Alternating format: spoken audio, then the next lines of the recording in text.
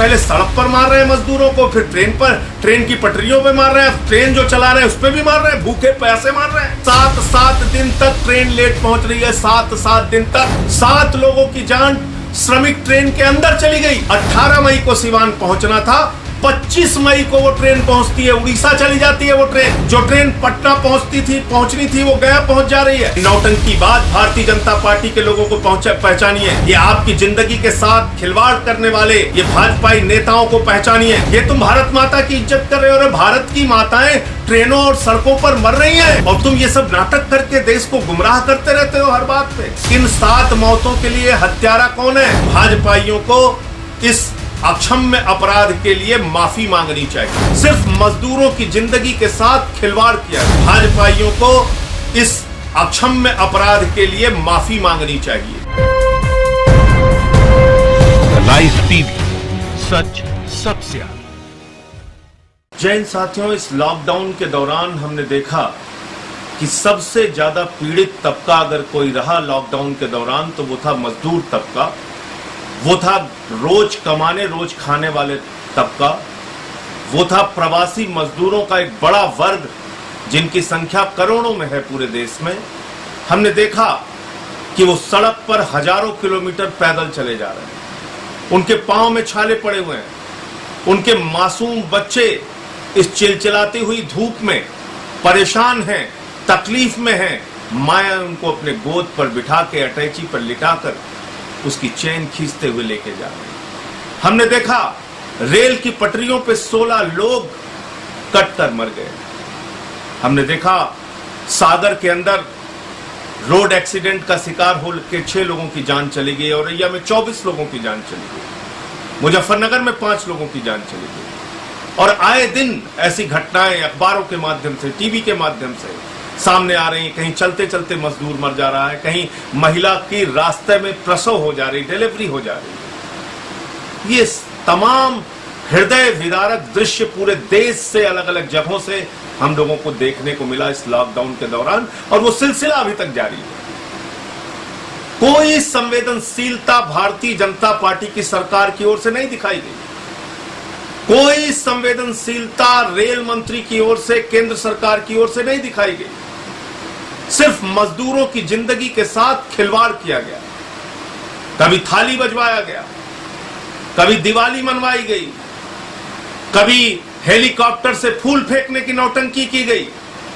लेकिन जो गरीब मजदूरों के लिए करने की जरूरत थी, उनको घर पहुंचाने की व्यवस्था जो करनी थी, उसको करने में बार बार आनाकानी और घोर लापरवाही की गई। और मैं ये तो कहूंगा कि हत्या करने की लापरवाही के समान ये लापरवाही थी। ये कोई सामान्य लापरवाही नहीं थी। अगर आप जान रहे हैं कि मजदूर मर रहा है और ट्रेनों का इंतजाम नहीं कर पा रहे हैं, आपके पास 19,000 ट्रेनें हैं, 2 करोड़ 30 लाख यात्रियों को एक छोर से दूसरे छोर प्रतिदिन आप पहुंचा सकते हैं, लेकिन अगर आप वो इंतजाम नहीं कर रहे हैं तो इसका मतलब हत्या के बराबर वो लापरवाही है। मजदूरों को मरने के लिए आपने छोड़ दिया है, आपको उनकी चिंता नहीं है। पहले क्या कहा था रेल मंत्री ने? राज्य हमें अनुमति नहीं दे रहे हैं, राज्य हमें अनुमति नहीं दे रहे हैं, हम कैसे ट्रेन भेज सकते हैं। बंगाल वाले ट्रेन नहीं मांग रहे हैं, झारखंड वाले नहीं मांग रहे हैं, राजस्थान वाले नहीं मांग रहे हैं, छत्तीसगढ़ वाले नहीं मांग रहे हैं। तमाम नौटंकी पीयूष गोयल ने, रेल मंत्री ने की।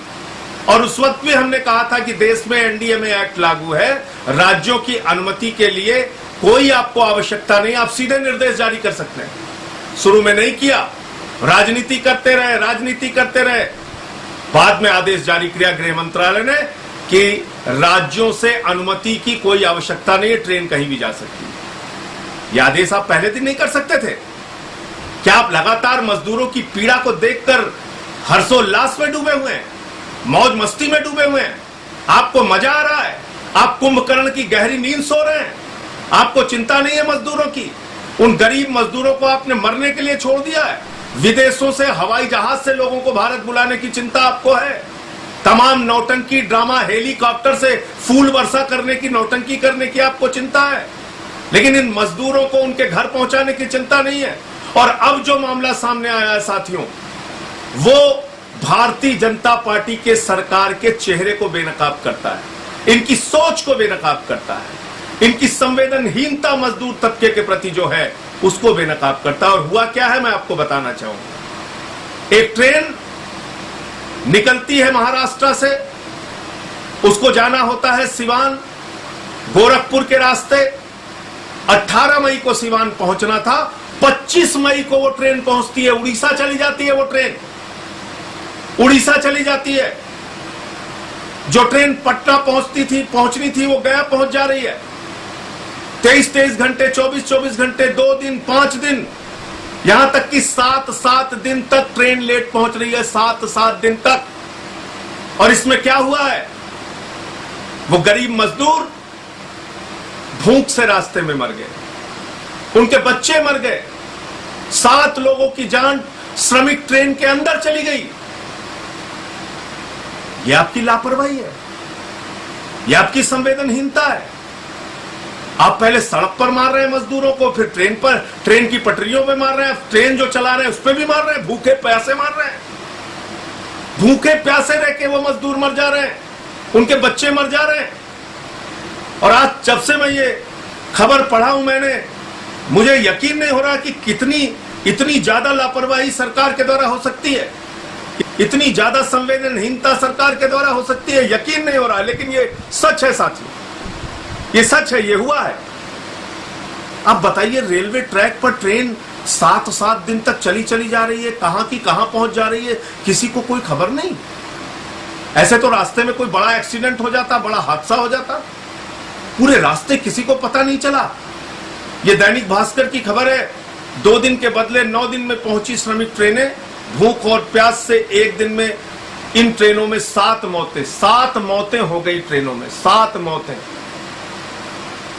2 दिन के बजाय 9 दिन में पहुंच रही है ट्रेन।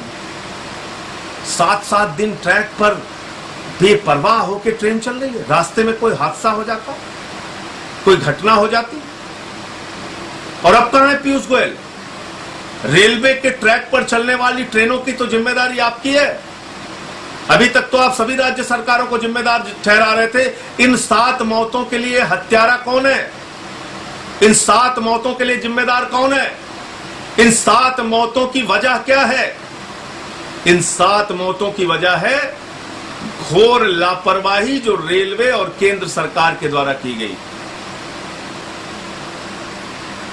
अभी दिल्ली के अंदर भी ये लोग नाटक कर रहे हैं। भाजपाइयों ने एक अफवाह फैलाई दिल्ली के अंदर कि दिल्ली में कोरोना से मौतें ज्यादा हो रही हैं, केजरीवाल सरकार उसको कम करके दिखा रही है। ये दुष्प्रचार इन्होंने शुरू किया। अफवाह कंपनी भाजपा से तेज कोई है नहीं, झूठ फैलाने में भाजपा से तेज कोई है नहीं। तो दिल्ली सरकार का सहयोग करने के बजाय, केजरीवाल सरकार का सहयोग करने के बजाय लगातार भारतीय जनता पार्टी के लोग झूठ बोलते रहे और ये कहते रहे कि दिल्ली में मौतें ज्यादा हो रही, कोरोना से मौतें ज्यादा हो रही।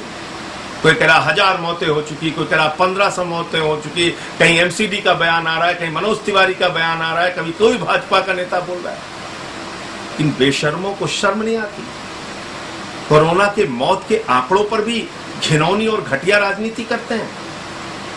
दिल्ली के हाई कोर्ट ने बाकायदा आदेश जारी किया है और उसमें लिखा है कि दिल्ली में डेथ ऑडिट कमेटी बनी हुई है, डॉक्टर्स की, एक्सपर्ट्स की।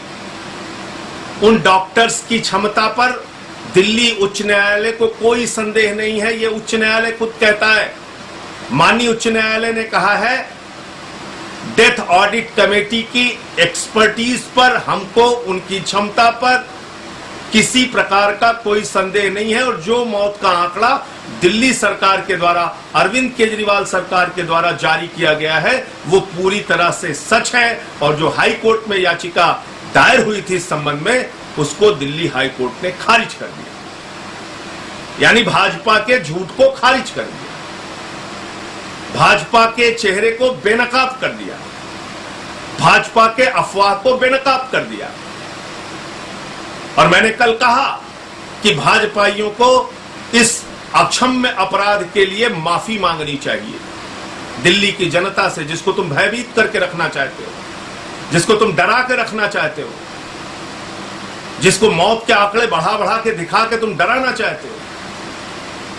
तो ये थी दिल्ली हाई कोर्ट के संबंध में जो फैसला आया था उसकी जानकारी। दूसरा, पिछले 25 साल से लगातार भाजपाई सुबह से लेकर रात तक Gujarat model, Gujarat model, Gujarat model, पूरी दुनिया में डंका पीटते हैं गुजरात मॉडल।